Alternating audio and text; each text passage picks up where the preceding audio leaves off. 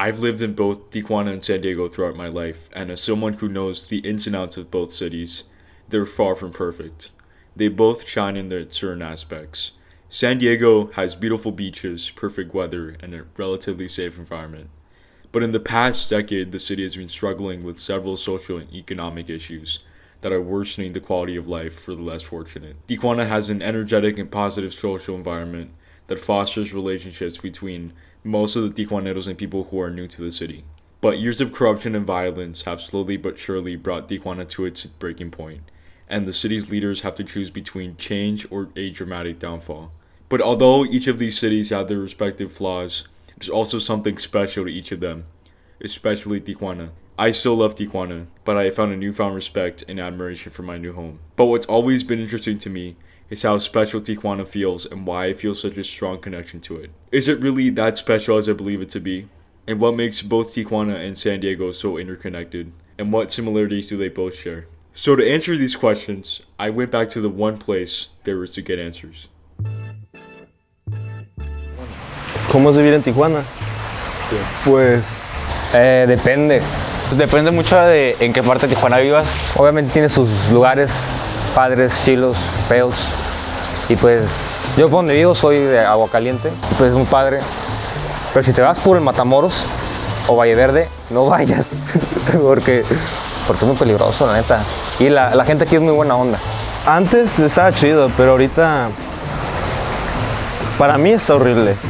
Hay mucho tráfico todos los días y tardo como 4 horas en llegar a mi casa. Las lluvias, se inunda toda la ciudad, los cerros se caen, todo eso. Hi, my name's Angelo Hernandez. Have you been to Tijuana? Yes, I've been to Tijuana. It's definitely kind of reflective of like the Mexico as a whole, with how like this dysfunction and how like it's kind of out of control, and the government has really just like struggled to keep the security and keep people safe.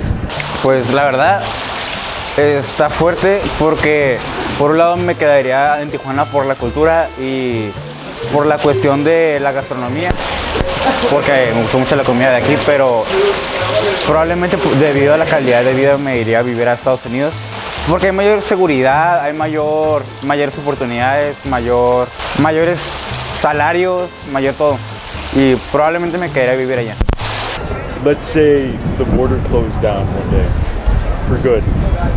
What would happen to you and your family? There'd definitely be a lot of disconnect because I have, and especially for my family members, a couple, that'd be really bad for them because a couple of them have jobs in the US, so they make they travel daily to the US. So that would be really bad, really just horrible for them and for other like Tijuaneros living there. Both Tijuanenses themselves and San Diegans, we kind of go back and forth quite a bit. Whether you have relatives there or you have an emotional connection there, you're still kind of interacting with the people that come back and forth so much. San Diego and Tijuana being such a, interconnected cities, people are commuting every day. You see it in the stores, you see it in like the freeway itself, you see the Baja California license plate, right? And you see the people at the grocery stores and you just kind of know they're from Tijuana, right? They're very tied together considering how close they are, literally like a stone toss away. A lot of families are interconnected even though the border is right there. So I think there's that. A lot of people have familial ties, like myself, to Tijuana, even though I'm living in San Diego. My dad immigrated from Sinaloa, Mexico, and my mom immigrated from Guatemala. And did they end up in Tijuana trying to cross the border? My dad did. He was in Tijuana for a while, maybe from the age about 16 up until 18.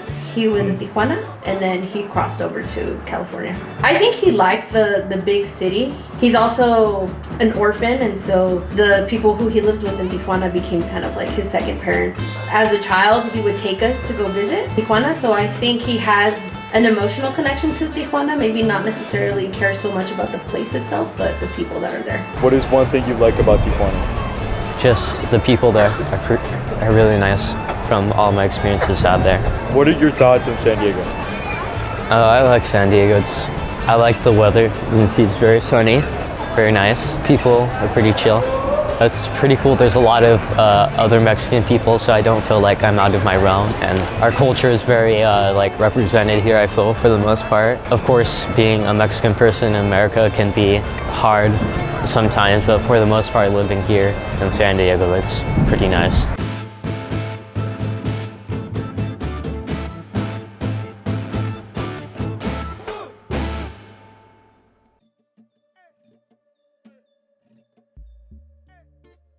The connection between Tijuana and San Diego matters a lot because everyone on both sides of the border relies on it. The border crossing grows entire economies, brings millions of families across both countries together, and unites both nations. If not for this cultural and economic connection, both of these countries would have such a hard time finding their way of living. Tijuana has too many flaws to cover in a short documentary, but to sum it up as best as I can, the cartels are trying to take control of everything. This has led to lots of corruption within the government, which in turn has caused both economic and social insecurity. The Tijuanenses have suffered a lot because of this, especially because most of them are working class citizens who haven't done anything wrong. It's an incredibly unfair situation and one that I deeply hope resolves itself one day. Regardless of the situation, I believe Tijuanenses are pulling through culturally and socially. All of the nicest, respectable, and honorable people I know are from Tijuana. They've been through so much that they're used to these struggles, but make the best out of these type of situations. I don't know what it's like to wait 8 hours at the border. I haven't had to deal with the loss of a family member due to cartel violence. I've never lived in a house that's falling apart because the government fails to acknowledge that you're even there. But what I do know is that Tijuanenses are resilient beyond measure. They go through so much and have to carry so many burdens, but still manage to come through unscathed. As Stephanie said, if not for the people, there is no Tijuana.